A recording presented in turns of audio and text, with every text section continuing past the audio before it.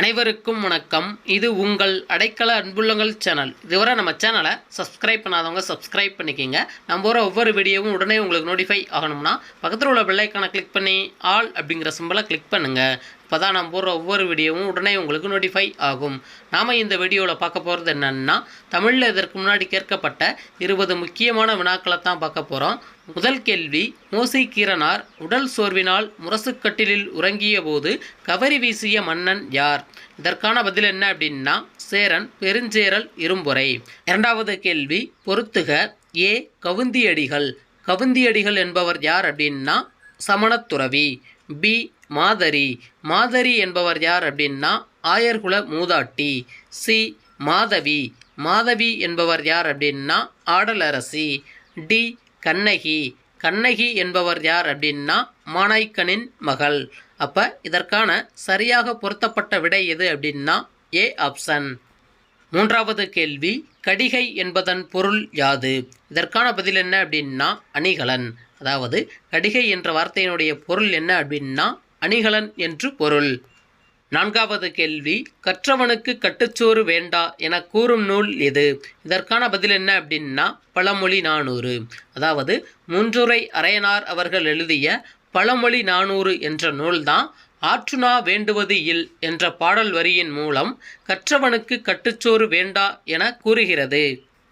ஐந்தாவது கேள்வி, வள்ளுவரும் தம் குரல் பாவடியால் வையத்தார் உள்ளுவதெல்லாம் அலர்ந்தார் ஓர்ந்து என திருக்குறளை பாராட்டியவர் யார்? இதற்கான பதில் என்ன அப்படின்னா பரணர். பரணர் அவர்கள்தான் வள்ளுவரும் தம் குரல் பாவடியால் வையத்தார் உள்ளுவதெல்லாம் அலர்ந்தார் ஓர்ந்து என திருக்குறளை பாராட்டியவர். ஆறாவது கேள்வி, பொறுத்துக. நூல் நூலாசிரியர். ஏ ஜெயங்கொண்டார். ஜெயங்கொண்டார் அவர்கள் எழுதிய நூல் எது அப்படின்னா கலிங்கத்து பரணி. பி காரியாசான். காரியாசான் அவர்கள் எழுதிய நூல் எது அப்படின்னா சிறுபஞ்ச மூலம். சி கம்பர். கம்பர் அவர்கள் எழுதிய நூல் எது அப்படின்னா சடகோபரந்தாதி. டி கண்ணகனார். கண்ணகனார் அவர்கள் எழுதிய நூல் எது அப்படின்னா புறநானூறு. அப்போ இதற்கான சரியாக பொருத்தப்பட்ட விடை எது அப்படின்னா ஏ ஆப்ஷன். ஏழாவது கேள்வி, என் பானோக்கா யாகிலும் முன் பற்றல்லால் பற்றில்லேன் என்ற வரிகளை பாடியவர் யார்? இதற்கான பதில் என்ன அப்படின்னா குலசேகர் ஆழ்வார். குலசேகர் ஆழ்வார் அவர்கள்தான் என் பானோக்கா யாகிலும் முன் பற்றல்லால் பற்றில்லேன் என்ற பாடல் வரிகளை பாடியவர். எட்டாவது கேள்வி, செரு என்பதன் பொருள் என்ன? இதற்கான பதில் என்ன அப்படின்னா வயல். அதாவது செரு என்ற வார்த்தையினுடைய பொருள் என்ன அப்படின்னா வயல் என்று பொருள். ஒன்பதாவது கேள்வி, திருக்குறளில் 7 என்னும் எண்ணுப்பெயர் எத்தனை குறட்பாவில் இடம்பெற்றுள்ளது? இதற்கான பதில் என்ன அப்படின்னா 8. அதாவது திருக்குறள் நூலில் 7 என்ற எண்ணுப்பெயரானது மொத்தம் 8 குறட்பாவில் இடம்பெற்றுள்ளது. 10வது கேள்வி, கீழ்கண்ட நூற்களில் தமிழ் 3000 என்னும் வேறு பெயர் கொண்ட நூல் எது? இதற்கான பதில் என்ன அப்படின்னா திருமந்திரம். அதாவது திருமூலர் அவர்கள் இயற்றிய திருமந்திரம் என்ற நூல்தான் தமிழ் 3000 என்று அழைக்கப்படுகிறது. 11வது கேள்வி, தொண்டர் சீர் பரவுவார் என்று போற்றப்படுபவர் யார்? இதற்கான பதில் என்ன அப்படின்னா சேக்கிழார். அதாவது பெரிய புராணத்தை இயற்றிய சேக்கிழார் அவர்கள்தான் தொண்டர் சீர் பரவுவார் என்று போற்றப்படக்கூடியவர். 12வது கேள்வி, யாருடைய அறிவுரைப்படி ஆதிரையிடம் மணிமேகலை முதலில் பிச்சை ஏற்றாள்? இதற்கான பதில் என்ன அப்படின்னா அரவணவடிகள். அதாவது அரவணவடிகள் அவருடைய அறிவுரைப்படி தான் மணிமேகலை அவர்கள் ஆதிரையிடம் முதலாக பிச்சை ஏற்றாள்.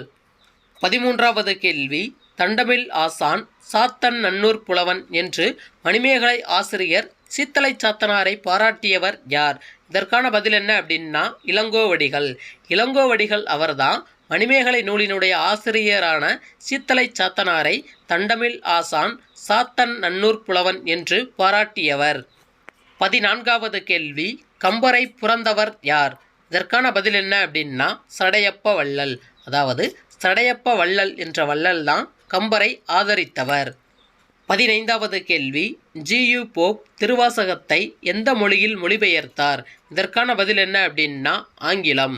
அதாவது ஜியு போப் அவர்கள் திருவாசகத்தை ஆங்கில மொழியில் மொழிபெயர்த்தார். 16வது கேள்வி, நடுவண் அரசு தமிழை செம்மொழியாக அறிவித்த ஆண்டு எது? இதற்கான பதில் என்ன அப்படின்னா 2004. 17வது கேள்வி, குரூக், மால்தோ, பிராகுயி என்பன யாவை? இதற்கான பதில் என்ன அப்படின்னா வடதிராவிட மொழிகள். 18வது கேள்வி, ஓர் இலட்சிய சமூகம் சுதந்திரம், சமத்துவம், சகோதரத்துவம் ஆகியவற்றை அடிப்படையாக கொண்டது என்றவர் யார்? இதற்கான பதில் என்ன அப்படின்னா அண்ணல் அம்பேத்கர்.